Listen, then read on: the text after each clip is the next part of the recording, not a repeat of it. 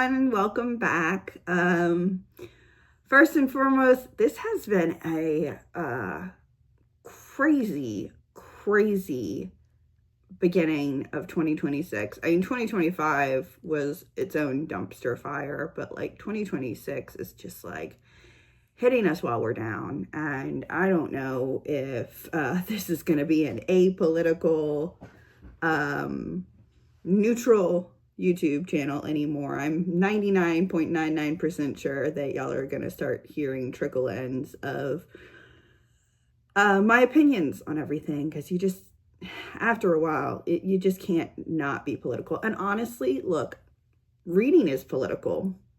Your favorite books of all of history is political. I mean, like Hunger Games, even Lord of the Rings, which was based out of historical significance in its own right, and then Harry Potter, and then all of the ones that are just outright dystopian in its politics with Handmaid's Tale and the like, Lord of the Flies, 1984, Animal Farm, all of them. They're all political. They're all classics and important and continued reads for a reason. So I'm sorry to anyone, but I'm not sorry to anyone who feel that this was like a safe zone from politics. It is now turned into I'm taking the gloves off. So if I start shit talking stuff, so be it.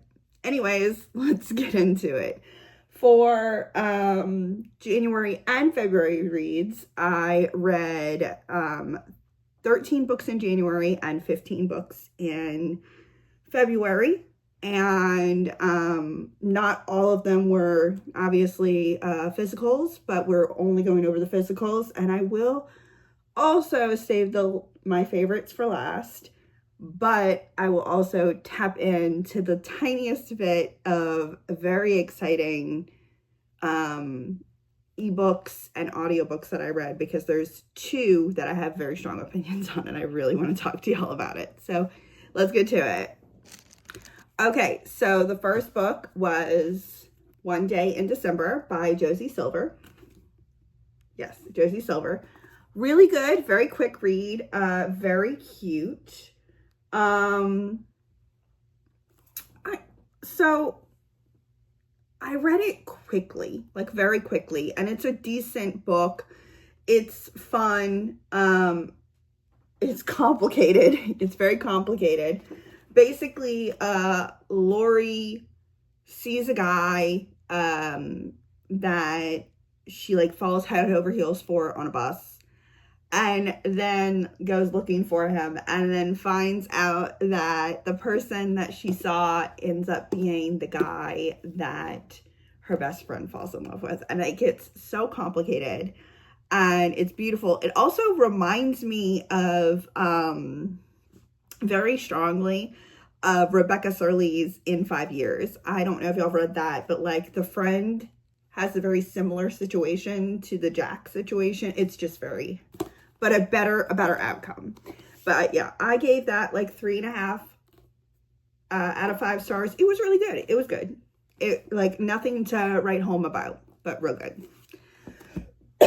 Next was a book that I actually got my son like years ago, and he never read it.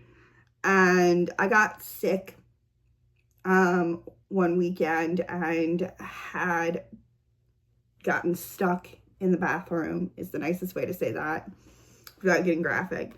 And it was one of his bathroom books. So I ended up reading that in like a whole sit down. And it's How to Survive a Freaking Bear Attack and 127 Other Survival Skills.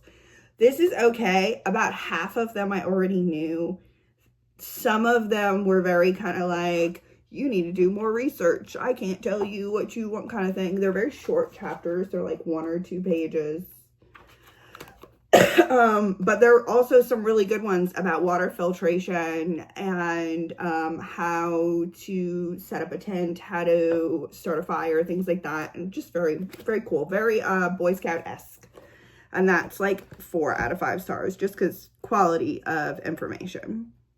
The next one has been on my TBR for a while. It's On the Rooftop.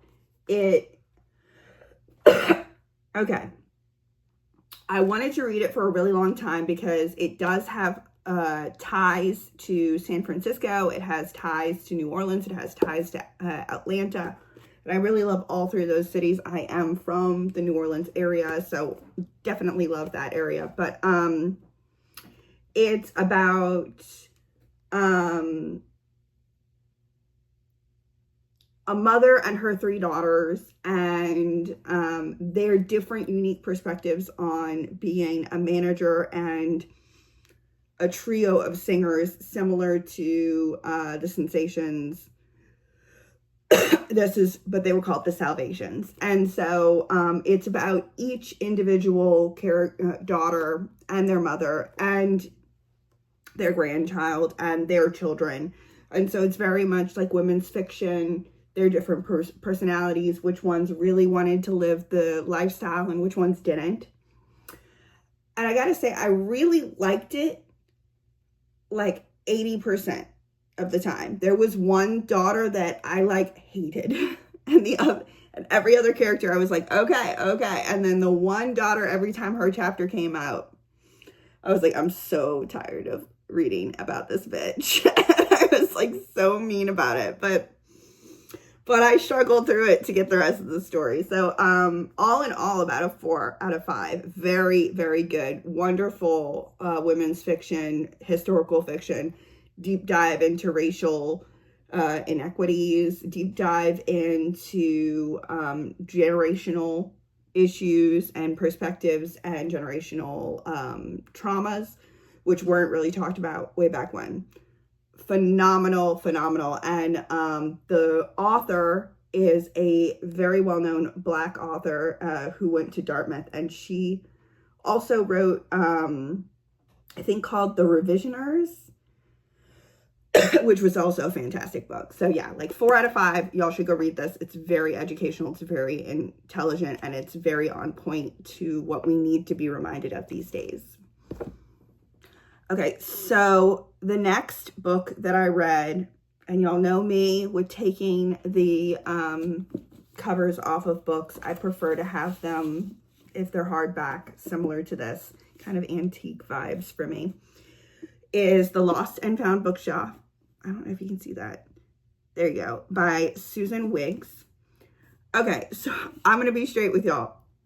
When I ordered this book, I legitimately thought I got it mixed up with another bookshop, like Lost and Found Bookshop book that I had previously read called The Lost Bookshop by Evie Woods. This one's okay. It's like solid 3 out of 5. It's a quick read. It'll knock up my numbers, although I will say that was not the point of getting it. It's another similar women's fic situation where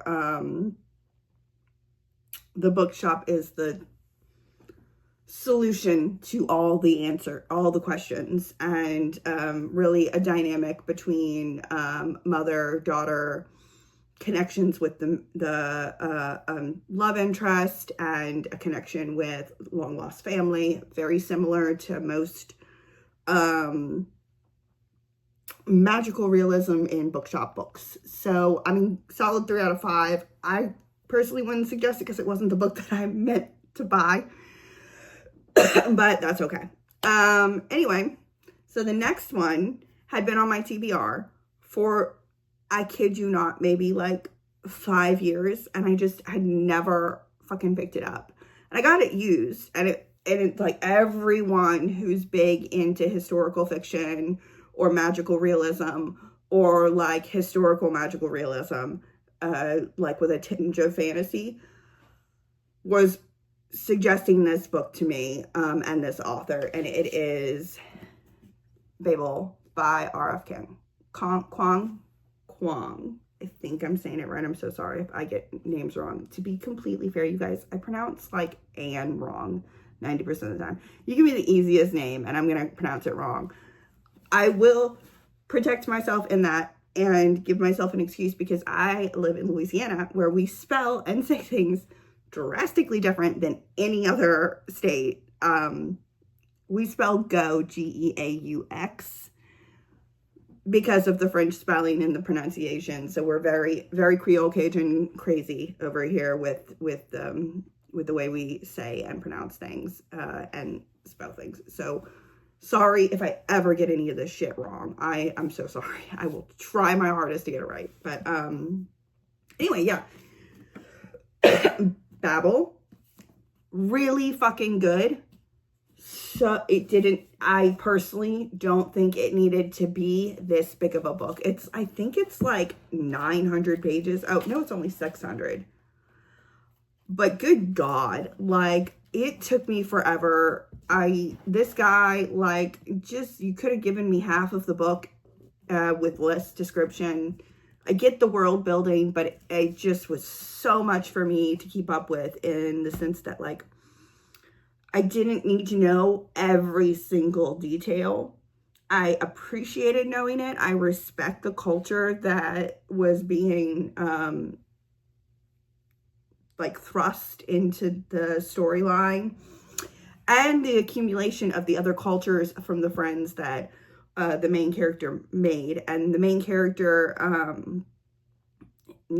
his name is Robin Swift, and he goes to Babel, gets adopted by a professor who you find out is his father, and like, it's just the trials and tribulations of him fighting about politics and corruption, and him being the central glue, I guess you would per se, between the resistance and the corrupt leaders, power that be. Because he's got family on each side and he doesn't know which one to dedicate to. And he makes his decision, and, it's as one does. I really liked it. I did. I still think it was very slow to build for action, and that bothers me a little bit when I'm watching or reading something. But good, a solid 4 out of 5. Fantastic read for any world building fantasy with magical historical fiction. So yeah.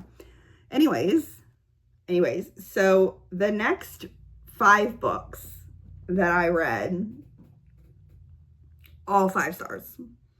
There's 2 of them are duologies, and then the 5th one is phenomenal, and I'll talk about it in a minute, and it's so great. But anyway, the first one is the duology of She Who Became the Sun and He Who Drowned the World.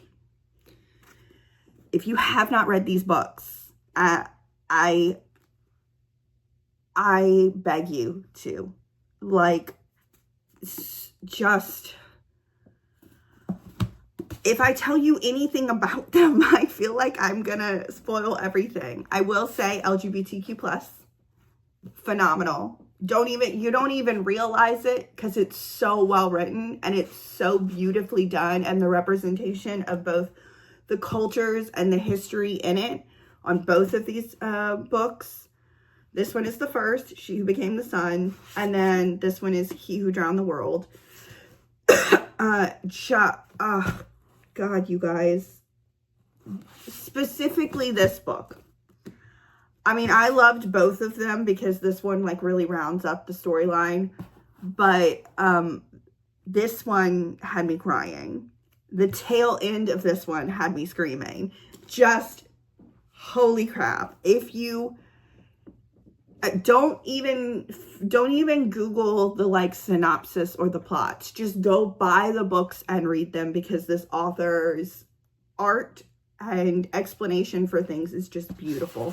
It is Asian inspired historical fantasy with intertwine of actual historical characters, and it's just wonderful. It's set, I think, in the Ming Dynasty, or right before the Ming Dynasty, in the turn of the dynasty, and with war and survival and politics, and just 5 out of 5 stars for both of them. So great. Again, She Who Became the Sun by Shelley Parker Chan, and He Who Drowned the World, also by Shelley Parker Chan. Avi. Anyway.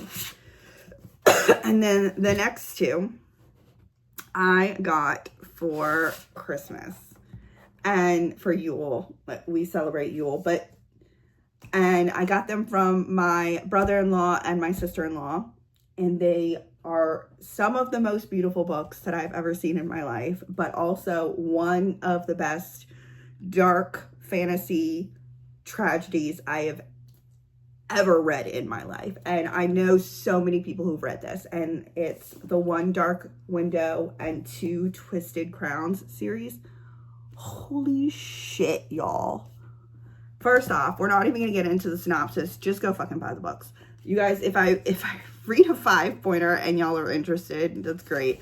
Look at the sprayed edges. How beautiful is the edges? But also, and I kept the, y'all know me, I never keep the things on, but these themselves were gorgeous. The jackets, but then also the exterior, you know, it's shiny. This is like the most beautiful gold, silver inlay. Just a simple black, but it says the girl, the king, and the monster they became, which is like a intertwined repeating commentary on in the books. And then this is Two Twisted Crowns, which is its sequel, and it has a similar, let's see if I can show y'all. It's so beautiful, and it's be wary, be clever, be good. Not only are the sprayed edges gorgeous, and the cover is gorgeous, and the jacket's gorgeous, but the inside is beautiful. Like, and it's just, let me see.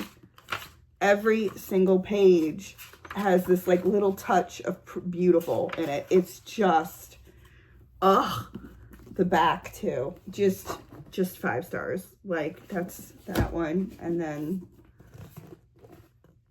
so this makes sense. I'll explain that in a second. I will actually end up having to give y'all a little bit of a synopsis in this for you to understand. let me explain it. Hold on. Okay, so let me see if y'all can see that without the glare.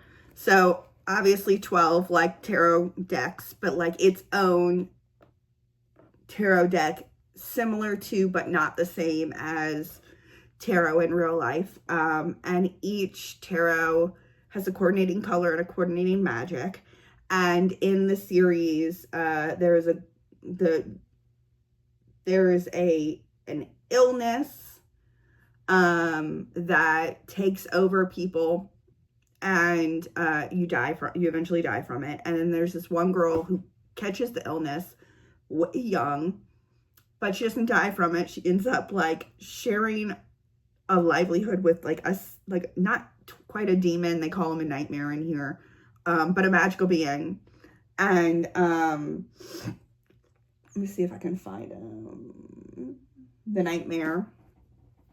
And she has the powers of the nightmare card, because each of the tarot cards have magical powers with them. And so all sorts of shit happens, and like holy crap, and like holy crap, and then like holy crap, and then like holy crap. That's how I felt.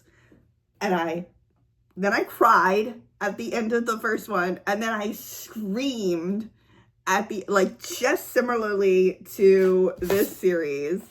I legitimately had a cry at the end of the first, scream at the end of the second, and like, so pissed at some of the characters, and I'm just a wild, phenomenal ride. If these books don't go down in history as some of the best modern day dark fantasy novels, I don't know what will. Because this Rachel Gillig, like, girl, grab your flowers, because holy shit. And I will absolutely be reading your other book, The Night and the Moth. Like, I will be buying those immediately. If these two are anything to say for your writing, I am so excited. But yes, so good. So good. 5 out of 5 stars. No notes. Phenomenal. Like, beautiful, beautiful books. So excited. to have these as part of my, like, my collection now. And I will be keeping these. I won't keep them on the books, but I will keep them. I do keep my dust jackets. I do. I don't keep them on the books if I'm not going to have them on the books, but they're a part of the book, and I have like a little box that I keep my dust jackets in just in case. You know, you never know, you guys. But yeah. Okay, so super excited. Gonna tell you the last book, and I feel like this last book will also come with a separate like a separate video because of the experience tied to the book and how excited and how wonderful it was. But I will like dabble on this book, and then I'll have a separate video that's like maybe 5 or 10 minutes explaining how amazing the book is and why. But yeah, so the last book, no question, 5 stars, and probably one of the most beautiful cover dust jacket covers I've ever seen in my life, is Graceless Heart by Isabel Ibanez. I don't know if y'all can see this. Yes, that's all gold inlay. Fun. It's so beautiful, and just the colors. There's also like blue inlay and purple. As I move it, I got to do it like this because like you have all of these little tiny things that you can't see when you do that, but then you can see it beautiful. Just fucking gorgeous. So this is also the side, so beautiful. Let me take the dust jacket off of this. Okay, so the dust jacket is gorgeous in its own right, but the book itself is also just so another moment for the dust jacket, because you guys just fucking great. But the book itself, despite me not being a big fan of orange, is also beautifully, like, look at these edges, and they're like that iridescent holographic thing where they like slightly change to an orangey color or a purple color depending on how you're moving it. Anyway. And then the inside has obviously the map. And anyway, so it's Graceless Heart by Isabel Ibanez, and the story follows Renaissance Italy, where she is a magical witch sculptress, and she has this very rare power that they can't find anywhere else that they need. And there's intrigue, there's obviously political corruption because we're talking Renaissance Italy. And her name is Ravenna, and she meets the family that like kind of adopts her as an artist, because back then you'd have like an in-house, the rich families would have an in-house sculptor or artist or painter because you had money like that, and that's what you did. And she vies in a competition as a sculptress to win a boon, and her boon is that her brother, who had just been arrested, gets released, and then she ends up being the like resident family sculptress, and they give her this big, like, very difficult, almost impossible task to do when she moves into the house with the family that for all intents and purposes bought her. And it turns into this like political rivalry, and you find out about her brother, you find out more about these other characters. There's like Da Vinci's in here. There's all sorts of very similarly to this series where the actual historical characters are mentioned, are intertwined with the characters. This one does the same thing, but like, and no offense to this, but like, in my opinion, better. But I just love Renaissance Italy. Like, I love it. So that's probably why, in my opinion, it's better. And the other's romance. It does have a lick of romance in it. There is like this like back plot of romance, but it's just so well done. And then I found out it's going to be in a quartet. So there's going to be 4 books set in different, like around the same time, but in different countries of that time of the Renaissance period, with 4 main females and other characters, and then there's there's one character in this book that's going to be tied into the other books, and that character's story will be told in the 4th book. So I'm very excited. I will absolutely, hopefully, be on the tour for the other 3 books, because that's a little secret that I'm going to tell you in the next video. Because yay. But 5 out of 5 stars. Honestly, 10 out of 5 stars. Like, well beyond buying. Like, this is one of those books that you will have in your collection for the rest of your life. And those are all of the physical books. And I'm going to tell you about the 2 books that I read ebook versions of from Libby. And that is Quicksilver by Callie Hart and Brimstone by Callie Hart. And I've got a whole bunch of opinions about Brimstone, but I do want to talk about Quicksilver. Read Quicksilver. And I mean, like, all 900 pages of Quicksilver in 2 days. Like, I read it, like, so fucking fast, while also going to my job and being a mom and doing all these other things. Like, every second I had a chance, I read it. And Quicksilver on its own by Callie Hart, phenomenal story, love it. Kind of makes me feel like, and I'm not saying she did, but it felt like she stole a bunch of little things from other books. I'm not saying she did steal from other books, because there's only so many tropes and storylines in a fantasy or a romance. And I gave it a strong 4 out of 5, like, really, really great. But then I read Brimstone, and I know that there's controversy over Brimstone, because there was not one Reddit or Discord thing on Brimstone that was not, like, all the fuck over the place, you guys. So Brimstone reads drastically different than Quicksilver does. And then, in my opinion, was Callie Hart, the author, must have been, like, pushed to get this deadline out, and didn't, like, quite get through with the editing process, or, like, was tired. There had to be some kind of circumstances, because the plot was good. The storyline and the rationalization for everything was good. Okay, like, tied it in a bow at the end. I got you. The freaking, you guys, the writing was so much worse than the first book. And, like, I feel like she used AI somewhere, and I'm anti-AI. Like, no, like, y'all, it's ruining our environments.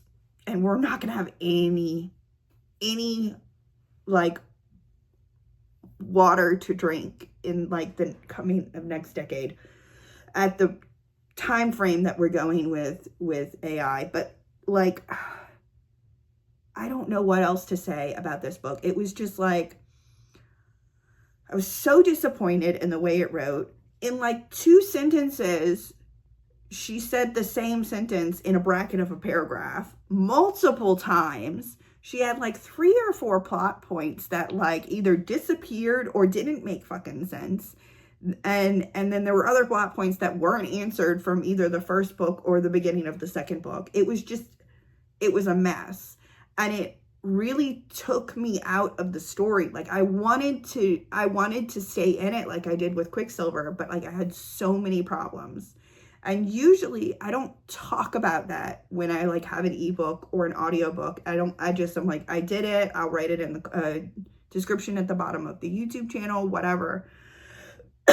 But this was so diametrically separated in the way it was written, the way it was obviously edited. Even the covers were drastically different. I just don't know what happened. And if anybody in the bottom of the comments can explain to me